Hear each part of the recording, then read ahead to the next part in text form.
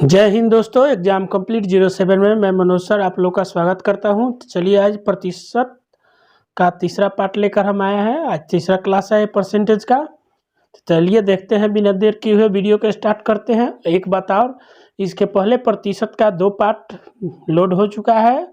अगर आपने इसको नहीं देखा होगा तो अवश्य जाकर दूसरे पार्ट दोनों पार्ट को देख लीजिए, ताकि इसका बेसिक आप लोग का अच्छी तरह से समझ में आ जाए। तो चलिए हम शुरू करते हैं। क्या है आज का सवाल? दिया है कि किसी खाद्य सामग्री का मूल्य में 10% की बढ़ोतरी हो गई। कोई खाद्य वस्तु है जिसके मूल्य में क्या हो रहा है, 10% की बढ़ोतरी हो गई, तो उपभोक्ता खाद्य सामग्री का प्रयोग कितने प्रतिशत कम कर दे कि उसका खर्च न बढ़े। इसमें कह रहा है कि पहले 10% बढ़ गया है, अब कितना वो कम कर दे कि उसके खर्च पर कोई असर नहीं पड़े, यानी रुपया उतना ही खर्चा होगा लेकिन क्वांटिटी कम मिलेगा, यानी मात्रा कम मिलेगा। तो वो पूछ रहा है कि कितने प्रतिशत की कमी की जाए खर्चा में कि आपको रुपया उतना ही खर्चा हो, ज़्यादा नहीं हो। तो चलिए इसको हम बनाते हैं। क्वेश्चन नंबर 1 है। तो इसमें मान लीजिए कि कोई वस्तु है जिसका क्या है, पहले का खर्चा 100 रुपया था, ठीक है। यहाँ लिखिए, बेसिक फार्मूला से बनाते हैं पहले। माना कि कोई वस्तु का मूल्य 100 रुपया था। क्या था? 100 रुपया था, ठीक है। 100 रुपया था। अब क्या हो रहा है, प्रश्न से कहेंगे, प्रश्न से हाल में दिया हुआ है कि प्रश्न से 10% की बढ़ोतरी हो गई। तो क्या हुआ है, 10% की बढ़ोतरी। 10% का हो गया, बढ़ गया। अब निकलेंगे बढ़ा हुआ मूल्य। तो यानी अब क्रय मूल्य कितना हो जाएगा, तो नया क्रय मूल्य आपका होगा 100 प्लस 100 का 10%, ठीक है। यानी 100 प्लस 100 का 10%, यानी पहले वस्तु का क्या था, मूल्य था 100 रुपया। तो अब हो जाएगा क्रय मूल्य 100 प्लस 100 का 10%। यहाँ नहीं समझ में आ रहा है तो क्या होगा, 100 का 10%। यहाँ लिख ले देते हैं, अब तो समझ में आ जाना चाहिए। तो चलिए, तो 100 प्लस 100 का मतलब गुना, और 10/100 हो जाएगा, यानी प्रतिशत होता तो 10/100, 2 जीरो से 2 जीरो कट गया। तो 100 प्लस 10 अर्थात 110 रुपया अब खरीदना पड़ रहा है। 110 रुपया नया क्रय मूल्य हो गया। अब जो इतना खरीद रहा है, पहले कितना खरीदा रहा था, 100 रुपया में, अब खरीदा रहा है 110 रुपया में। तो अब देखिए, अब कितना कम कर दिया जाए कि उसका खर्च पर कोई असर नहीं पड़े, माने कितना प्रतिशत में पूछ रहा है। तो यानी 100 रुपया में कितना हम कम करेंगे कि उतना प्रतिशत हमको कम खर्चा करना पड़ेगा, माने वस्तु। तो अब लिखिए, चूंकि यानी 10 रुपया कम खर्चा करेंगे तो क्या होगा, 100 रुपया पर आ जाएगा। चूंकि 110 रुपया में 10 रुपया कम करने पर क्या रहा है, कोई असर नहीं पड़ता है, कोई असर नहीं पड़ता है। इसलिए क्या करेंगे, अब 100 रुपया पर निकालेंगे। तो पहले 100 के पहले क्या निकालते हैं हम लोग, 1 रुपया पर। तो 1 रुपया में 10/110 रुपया कम करने पर कोई असर नहीं पड़ेगा, ठीक है। अब इसलिए 100 रुपया पर निकालेंगे हम, 100 रुपया पर। तो 100 रुपये में क्या हो जाएगा, 10/110 गुने 100।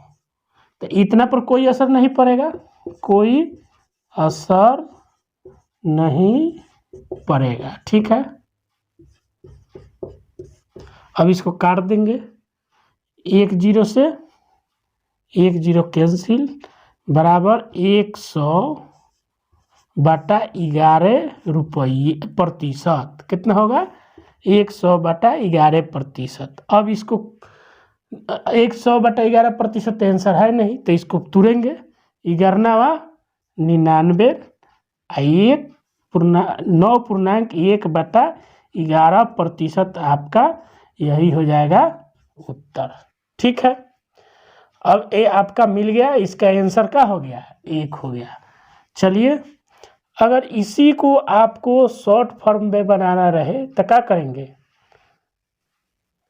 इसको कह रहा है कि कोई असर नहीं पड़ेगा, तो क्या करेंगे, कितना बढ़ा हुआ है, प्रतिशत लाभ या हानि कैसे निकालते थे, 10 बढ़ गया, उन्हें क्या करेंगे 100।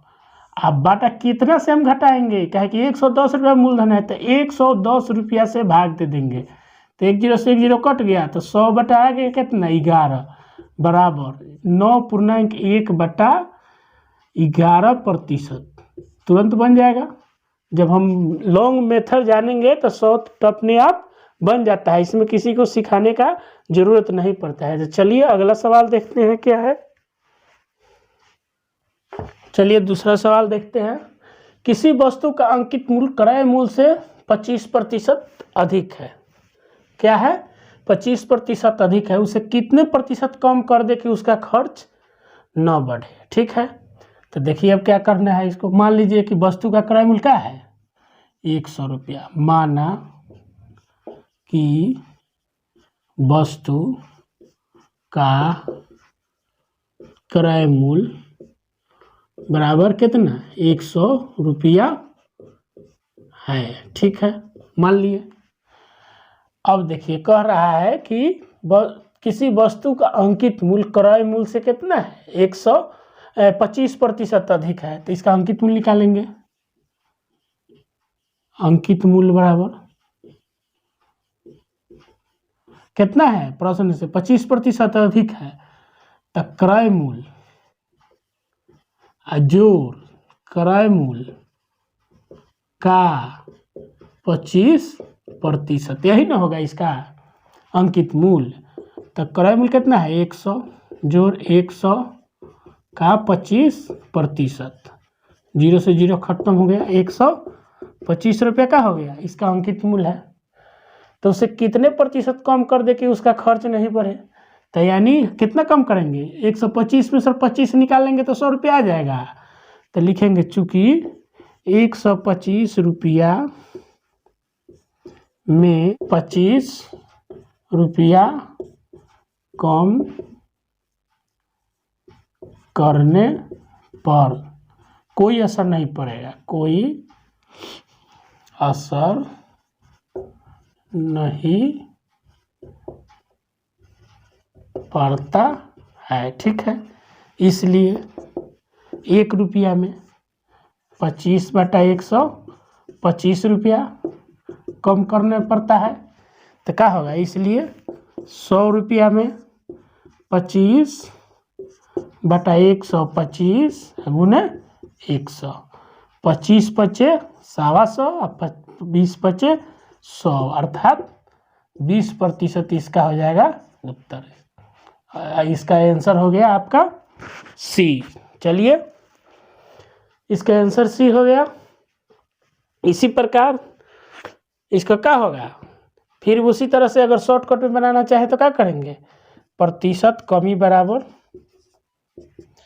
25% कम हो रहा है, तो 25 गुने 100 कितना पर 125 रुपया पड़ते, 125 25 पचे 125 और 20 पचे 100, यानी 20%। इस मेथड से भी आप बना सकते हैं। इसका आंसर सी हो गया। चलिए अगला क्वेश्चन देखते हैं।